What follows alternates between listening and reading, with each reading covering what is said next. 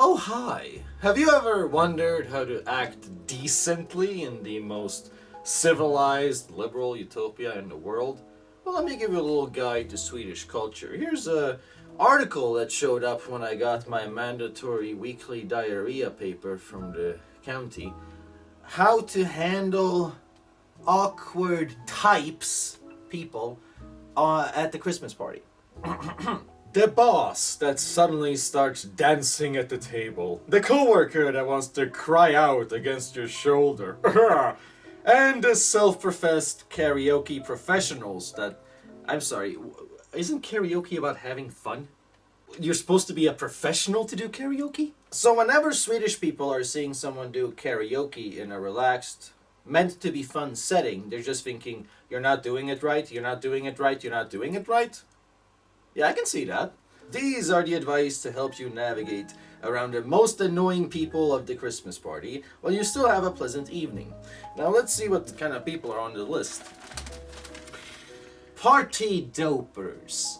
The coworkers that suddenly transform into shadow-seeking wolves in the hunt for some uplifting substances and spend the rest of the evening hissing out their requests. For what? Are you talking about weed? You're talking about weed, aren't you? You know, Swedish people have a way with language that makes them sound ridiculous, because I can't tell if cheerful substances means weed, or coffee, or heroin, or MDMA, or, like, can you be specific? Because the way I know Swedish people is, they're telling you to consider people who want to smoke a joint when there's a party at work like wolves, and then encourage you to snitch them out to your boss so that they can get fired and maybe have a criminal record. Quote, associate with illegal blah blah blah substances at work, there's no excuses for. If you find this out as a coworker, let the boss know. Okay, so if you go to a Swedish party and you want to do anything other than beer, be aware, there might be a cop coming soon. Because Sweden is a kindergarten, so they really want it to feel like a high school party. Even though Stockholm does more speed, more amphetamine than any other city in Europe. And the middle class of Sweden are known for snorting pretty much anything. Now let's get to number 2 on the list, because apart from the antisocial nuclear weapon stoner, law-abiding tax-paying citizen that is hunting the party like a wolf, you want to watch out for that wolf. Apart from that guy, there's another guy to watch out for, a completely different guy. He's called a party pooper. And he exists in the same space, so keep this in mind. Once the food has been eaten, these people like to hover at the outskirts of the party. If you ask them cheerfully, how are you doing? They will respond by complaining about the menu and saying how the parties used to be better. Quote, these are the same people that whine about everything else. They are angry at work, annoyed, fed and privileged. Let them whine. If they come to you, run away. I'm sorry, who are these people? These people exist? You got a lot of these bitter people in Sweden? Doesn't sound like a happy country now, does it? So wouldn't that explain why category number 1 exists because of category number 2? Because if I had to go to a party and even risk meeting people like number 2, which apparently seem overabundant in Sweden and guaranteed at Christmas parties, I would probably choose number 1 here and be that guy. That might be me. Okay, I'm saying Swedish people might be a gateway to any kind of substances. Number 3 on the list is the energy thief. Here's another personality that apparently is common in Sweden. If you happen to give them your little finger, they will take your whole arm and non-stop talk about how mistreated they are at work. And you don't just tell them to go talk to the union instead? That's interesting. How their hard work is never acknowledged, and they'll suck, like a Dementor from Harry Potter, they will suck up all your party joy. Once again, they encourage the Swedish person to run away. Just shut it down, run away, tell them to go talk to someone else. And then that's that. Number 4, the sobber.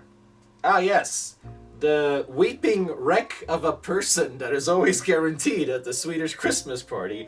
All of a sudden your coworker that you once only talked to a little bit by the coffee machine wants to tell you way too many personal things and moochingly reveal details about how they are doing, about their severe childhood, or their bad relationship at home. Your conscience forbids you from leaving, even though you are not interested in any of this. Ah, yes, that pesky conscience. Right. No, this is something I've noticed Swedish people do. They generally walk around and act like assholes. I actually bonded with a Kenyan about this at work. And I mean, that's interesting because then you have me and the utmost ever could be opposite of me having a cozy small chat, being like, aren't they weird? Yeah. They're weird, right? Like, you say hi to some of them, you greet them, and then you meet them the next day, and it's like they don't even know you. How often he's had a conversation with someone at work, and then the next day they don't even say hi or acknowledge them when they walk by, act like they don't know you. So that's socially dysfunctional, and I realize that Swedish people think anything is intimate. Literally anything. They think saying hi to someone is intimate. They think it means that you're friends.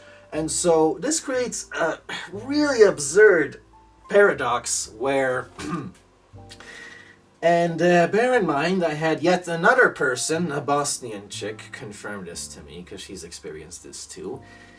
If you have small talk with a Swede just a few times, all of a sudden, you can expect them to completely and inappropriately pour their heart out to you and talk about how, oh, I don't know, they were molested as a kid. Take up the Christmas party to go through some trauma. Yeah, this one is actually real. It's real. And I think it's extremely weird that you have this as like the norm in every Swedish workplace, because doesn't that say something about how mentally constipated you are? Socially constipated? Emotionally constipated? None of you have any judgment, do you?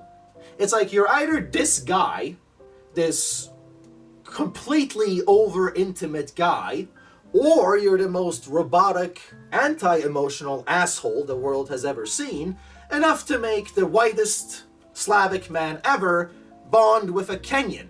And you don't feel bad about any of this?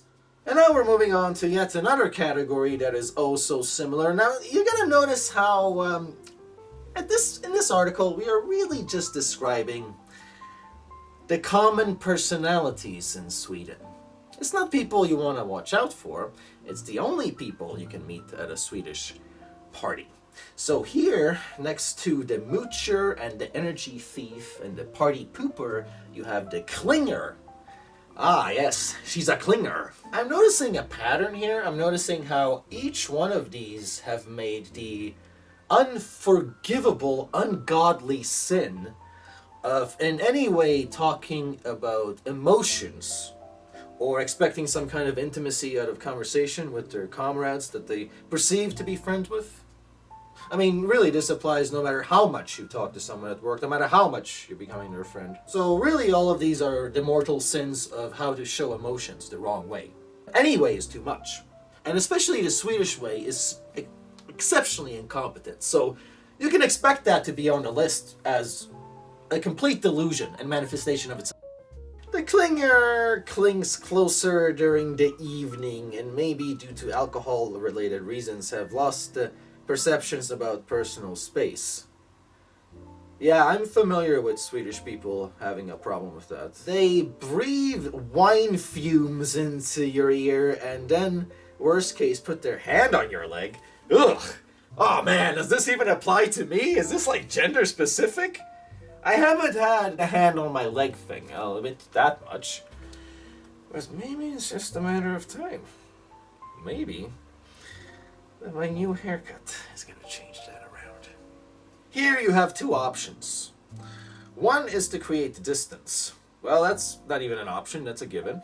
If you're sitting in a couch together, there can be pillows. Put a pillow between you and make it physically impossible for them to get as close as they want to be. Even if there's no harm, no foul. But why are you attributing good intentions to someone who is molesting you and then assuming that putting a pillow between you is like some kind of a wall. You know what I would do if I was a rapist? I'd probably climb over that pillow. Did I say that out loud? We're not gonna get into that, because this is my world, okay? The comment section doesn't matter. The important thing is what you can prove. So all I'm gonna say to you is, prove it. Number 2, if the person tries to touch you in a way you don't think it's okay, it's another thing. You can mark physically, take the hand and move it back. If the person does it again, take the hand and move it back and say something. If they keep doing it, go to the boss, because then it's getting close to sexual harassment. But wasn't it before? Like, I'm sorry, sexual harassment is when you're on the way to touch someone somewhere. That's sexual harassment. You people have way too much patience, and then you take it out in creepy articles and stereotypifications like this, where you aim really some kind of spear against yourselves. I've never had this experience with Arabs and Africans, and they're supposedly clingy. No, not like this.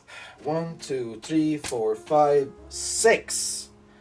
Okay, now we're almost getting to the end of the list. This is number 6, then we have number 7. Number 6 is the karaoke crashers. Ah yes, the unforgivable people who can't sing professionally when you're supposed to have fun. Yeah, the self-professed karaoke professionals. What an asshole fucking sentence. Oh, what a piece of shit you are for typing that. You just assume that anyone who does karaoke and doesn't sound like a fucking Justin Bieber with auto-tune professionalism, you think anyone like that has a huge ego that they're carrying around, making them think that they can sound good? You can't even assume, even conceive that a person is relaxed enough to be comfortable. I've never done karaoke, and now I know why I never will. What the fuck? Are you being rated when you do karaoke? I didn't think that was the point. Japanese people don't make that sound like the point. These self-professed karaoke professionals always keep the steam going, even though the response from the environment is getting drier and drier. Okay, so you're shitting on someone for having fun when you're becoming boring. The same people in the similar way can take over a whole dance floor. How do you take over a dance floor? I'm sorry, is there an epidemic of Ricky Gervais dancers in this country where everyone just kind of goes everywhere? Is that what you're doing? I mean, you can pull the plug. It's the simplest way to end the whole party if everyone else is sick of this group. Yeah, just unplug the machine. Like a pussy. You don't walk up to someone and tell them anything. Any feedback, any response, anything, like keep it down or anything. No. You want to just unplug it and then run so they don't know who did it, so it's like a collective response. Yeah, I've seen that a lot in your culture. But I really think you should first think about how much are you actually suffering. Maybe you yourself can just go away a little bit, because how many people actually want to do karaoke? If they want to do karaoke, let them, and if it gets too loud, you can just carefully lower the volume. Often they don't even know. Wow, a human showed up? Whoa, it's like, that's the first sign of humanity I've seen in this article. Isn't that amazing? It's there, but it's only there like 10% of the time. And then we have number 1, the inebriated manager. The horny boss, huh? Yeah, the hangry boss. With the tie around his forehead, he tries to lure others along on his happy endeavors. Ah, yes, the sin of being happy. You tremble for them to embarrass themselves completely. First, you should take a stance.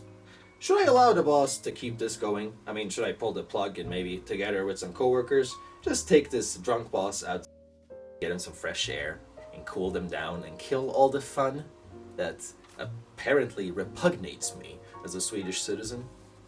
Or should I play along? Because often you can do that for a while. It can be a good way to get ahead. These people often want to be seen, affirmed, and get the praise of others. Just like a certain someone you've seen on British television. And if we're already in the beginning of the evening talking about what a good party they put together, they tend not to take over as much and pull this kind of behavior. So that's something people can take with them from this video. Well, I didn't see that coming. Normally, I don't learn shit listening to Swedish people. But apparently you did, and I did. I never really knew how to handle someone like Ricky Gervais on The Office, other than maybe bullying them. Giving them a noogie. Just like I would do with our Prime Minister, Milhouse Christensen. Just give him a... for being a right-wing joke. That's gonna be one of the upcoming videos. So, I wish you a Merry Christmas, stay away from Swedish Christmas parties, and I hope someone got off. I know I did.